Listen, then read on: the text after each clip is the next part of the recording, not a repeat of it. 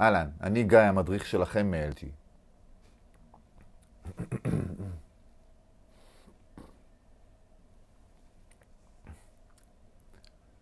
אהלן, אני גיא, המדריך שלכם מ-LG.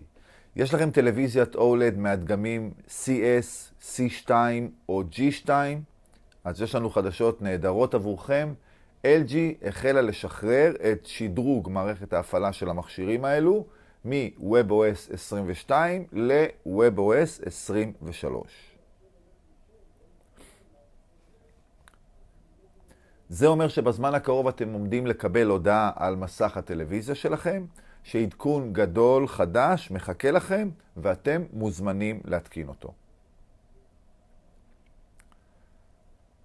אתם תקבלו את גרסת 13.30.55 של מערכת ההפעלה החדשה, שמציעה ממשק חדש שהוא נוח יותר, אינטואיטיבי יותר, נכון יותר.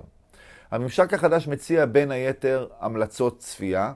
זה פיצ'ר אותו כמובן ניתן לקבות וככה ליהנות מממשק נקי יותר ומהיר יותר.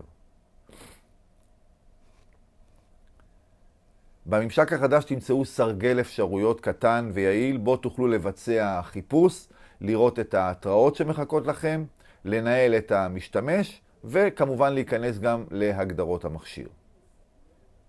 גם חלון ההגדרות עצמו השתנה והוא כעת מציע גישה מהירה לרשת האלחוטית ולהגדרות ראשיות כמו מצב תמונה, מצב צליל, בהירות, ריבוי צפיות ועוד.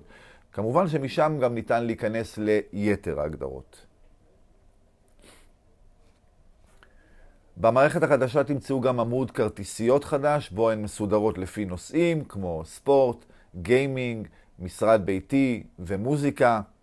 ריבוי הצפיות שופר, נוספה אופציה לזיהוי מוזיקה ושירים, וגם רשימת האפליקציות האחרונות שהיו בשימוש שלכם. אז שימו לב להודעות מהטלוויזיה, ייתכן והעדכון כבר מחכה לכם. בהצלחה.